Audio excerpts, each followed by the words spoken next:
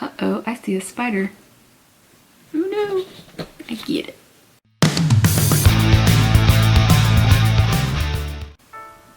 Hey guys, it's Wyndham, back for Video Wednesdays. And again, it's been a while. I'm sorry that it's been a while. The thing is we moved again. So I feel like every time I move, I end up taking like 2 months worth of breaks for the channel and for making videos, just because it takes a while to get settled. This time it might have been 3 months. So basically what kind of happened was Octo and I were living apart for a bit so he could move on ahead and get things settled while I was taking care of things back home. And so yeah, we're finally back together. That sounds bad. It sounds like we're back together. That's not what I mean. But anyway, so now we're back living in the same place and we're moved from our old home and we have relocated and apparently we're decorated for Christmas. Anyway, so I'm back today. I wanted to talk a little bit about something that I was actually really surprised that you guys had so much to say, had so many thoughts on, and that was my video on ADHD in relationships. And I just really feel like there's something else that we can talk about regarding that. And I just feel like it's something else that needs to be talked about, basically. And there's so much more that I feel like can be said. I don't feel like there's enough that's talked about in the community. And so now I'm a member of an ADHD Reddit. I'm a member of a page on Facebook, and you know, there's just a lot of information basically that I have put myself in the way of seeking out. So anyway, I figured I would kind of give you guys a little insight into some of the stuff that I'm finding and also some of the stuff that I'm experiencing. And first, I just kind of want to talk about misconceptions. I think the thing is a big misconception about ADHD is that it's like a disorder where you just can't sit still. And I might have talked about that a little bit before, but just in case you didn't hear that preview, people think that ADHD is just like this disorder where you just like can't sit still and you're just like a chatterbox and you're easily distracted and your attention is kind of all over the place. And while that is true, that's not all of it. And when you basically break it down and it's a thing of someone constantly seeking out dopamine, and you realize also like where all the failures are as far as like the way that your brain works, basically it's an executive functioning disorder. And usually the type of brain that it would be called would be neurodiverse. So like a neurotypical brain is someone that doesn't have things like ADHD or autism or any of those like neuroactivity type things in your brain. If you're neurodiverse, that tends to be like ADHD, autism, a bunch of different disorders in that direction. And then neurotypical means that the way that your brain works and functions kind of aligns with the majority of people. Not to say that you can't have overlapping of those types of things, but most of the time people that are neurodiverse are not going to be insulted to be called neurodiverse. Anyway, so it's basically an executive functioning disorder. And then if I can, I'm going to kind of show this like diagram on the screen here, and it's like all the things that you think are ADHD and then all the things down below that you really kind of deal with underneath the surface. There's a lot that goes into it. Executive functioning, or the parts of your brain like not just super short-term memory, but like long-term memory with things like being able to plan, being able to switch tasks easily, part of your brain that helps you organize, sometimes remembering names, remembering small details about things, even some conversations, remembering those types of things. I would also say emotional regulation tends to be executive functioning.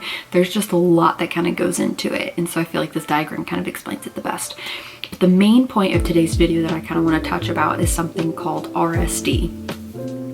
And it's not the muscle issue. If you just Google RSD, you're gonna find like I think it's like a muscle disorder or something that needs to be diagnosed by a doctor.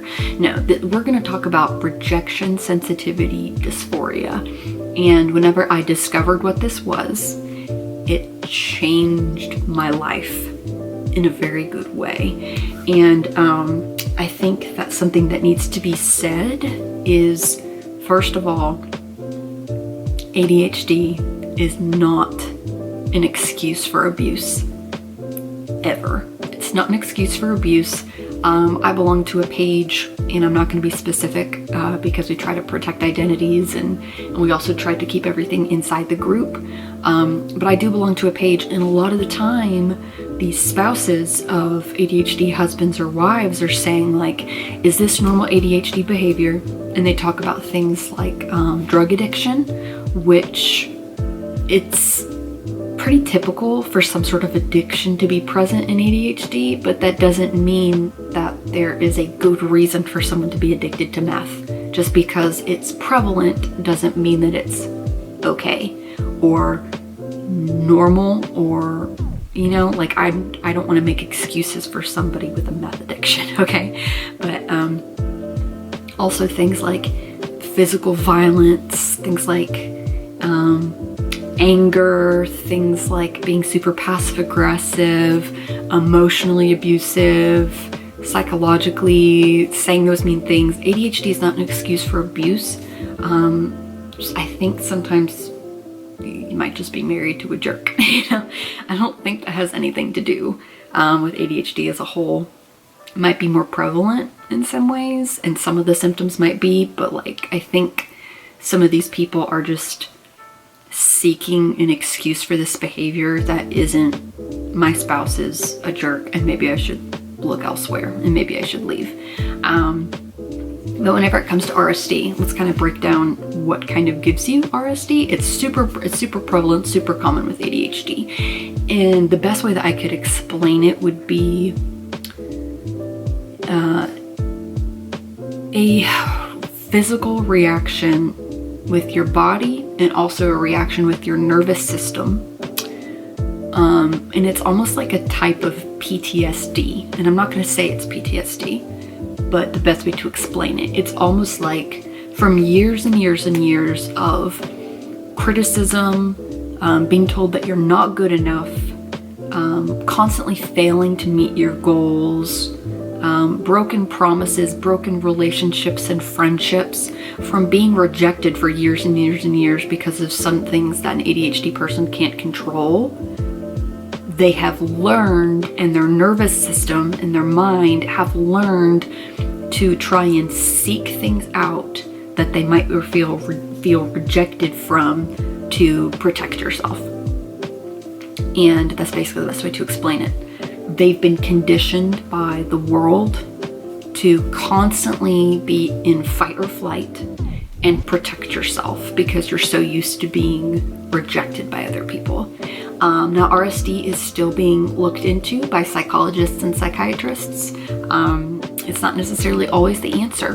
And there's also some doctors that still don't believe that it's a thing. But if you kind of look more into it and you see some of these symptoms, it just really helps you understand some of these reactions.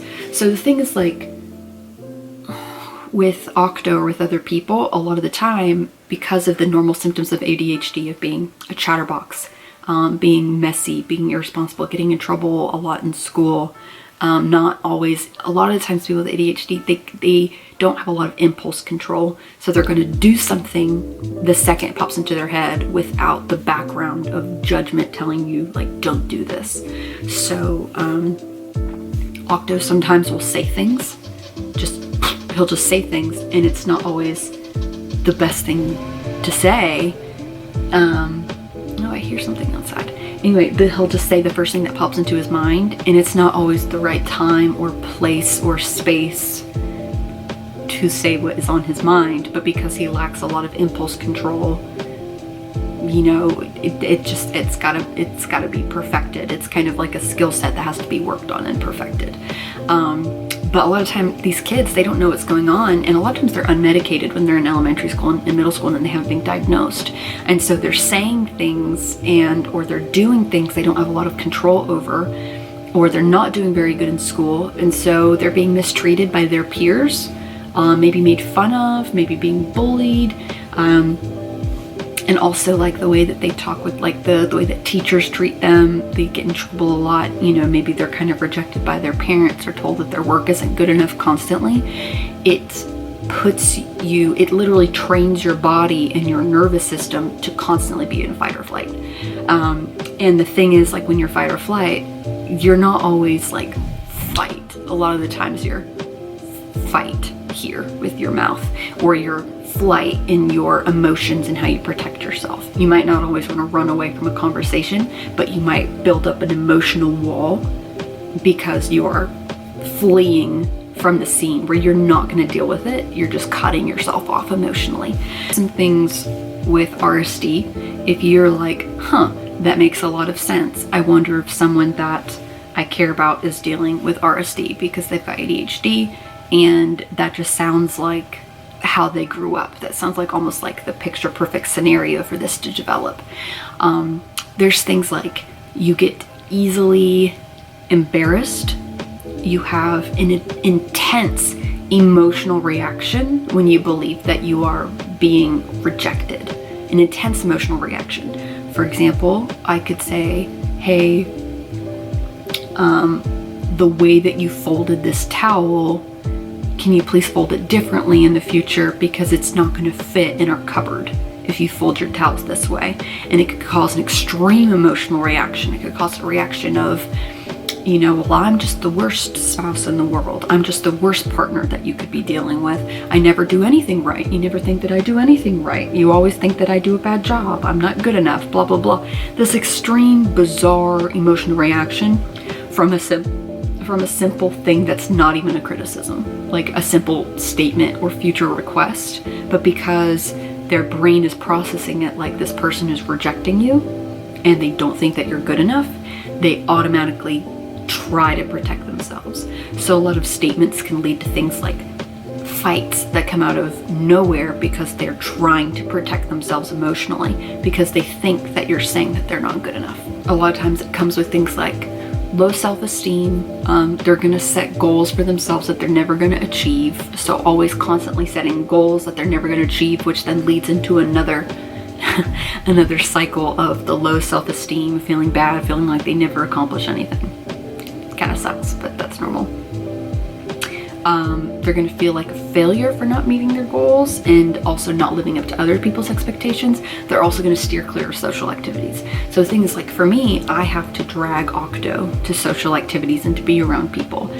A lot of the time RSD comes hand in hand, well, so does ADHD, but they come hand in hand with types of social anxiety where they get so socially anxious about a situation that they will fight to not have to go to a social situation because it makes them so physically uncomfortable. It's almost physically painful because that's what their body has been trained to recognize. Social situation, bad, because it could lead to pain and rejection.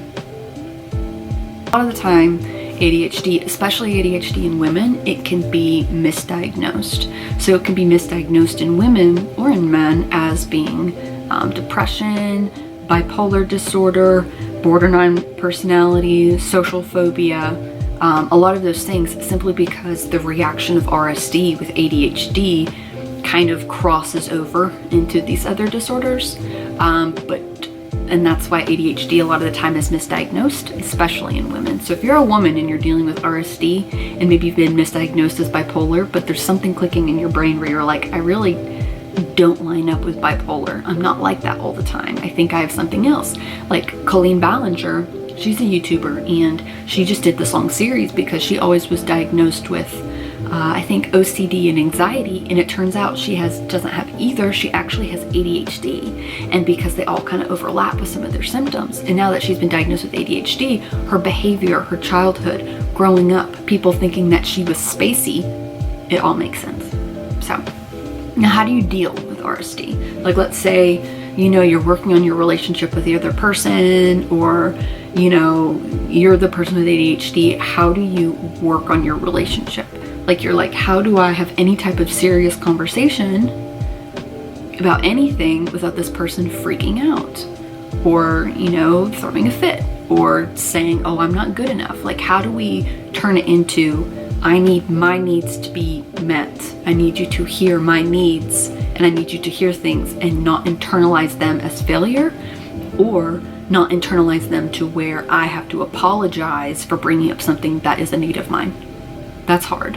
How do you approach it in a way that makes sense? So this is something that I've kind of researched, and I've found is a lot of the time the hard conversations about your needs personally, they have to be prefaced by, hey, can we have a conversation? And this is not me rejecting you, okay? This is not me rejecting you. This is not me saying that you're not good enough. This is just me saying something, and I love you and I care about you. And usually by protecting what you're saying, by like kind of cushioning it, softening what you're saying a little bit to change the way that their mind is about to interpret what you say, that'll save you a ton of time. All you have to say is, hey, I love you. I'm not rejecting you right now. This is just something that I need to bring up. And it should shift the mental, it should shift it a little bit so that you're able to have those tough conversations. Because the thing is it is really difficult to make sure that your needs are met in an ADHD relationship. You have to take care of yourself. You have to. Otherwise, 20 years down the road, you're going to feel resentful for having always have to take care of the other person. And so that is something to really be conscientious about, is even though this other person might need help taking care of themselves, I have a duty and an obligation to take care of myself first. If I take care of myself first, then everything else is going to be a lot easier, because I'm going to be the best version of myself that I can be to take care of someone else. So yeah, guys, anyway, maybe look into RSD, maybe look into rejection sensitivity dysphoria and start looking into those things. See if it's something that you think is affecting you and affecting your relationship. Yeah, just do the research, look into it, see if it's something that maybe you could learn a lot from, that could better your relationship by looking into. And, you know, comment down here, let me know what you find, or you also can join my Discord and we can have lots of conversations about it. Anyway, guys, hope this helps.